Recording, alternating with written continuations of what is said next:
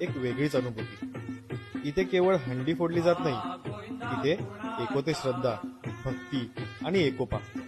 सकाळपासूनच घराघरात दही, दूध, पोहे, साखर एकत्र करून तयार होते गोपाळकाला.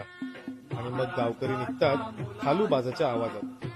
पोरही त्यांच्या ठेक्यावर गोल रिंगण करून नाचायला तयार होतात. गोविंदा नुसता खेळ नाही हा, हे आहे भक्तीचे गोड रूप. शेवटी सगळ्यांच्या नजरा लागल्या असतात त्या एकाच गोष्टीकडे, हंडी. एक एक पायरी वर जात गावाचं एकतेचं पिरॅमिड आणि शेवटी एकजुटीने फोडली जाते ती दहीहंडी. ही केवळ परंपरा नाही, ही आहे आपल्या गावाच्या संस्कृतीची ओळख. गोपाळकाला म्हणजे एकत्र येणं, एकमेकांसोबत हसणं आणि पुन्हा नव्याने आपल्या गावागावाला जपणं. गोपाळकाला म्हणजे आपुलकीचा, भक्तीचा आणि मातीशी जोडलेला सण. शहराकडे जरी हा सण खूप चमकदार आणि मोठमोठ्या थरांच्या गर्दीत पोचलेला असला तरी गावाकडे मात्र या सणाचे महत्व आणि पारंपरिकता जपलेली आपल्याला पाहायला मिळते.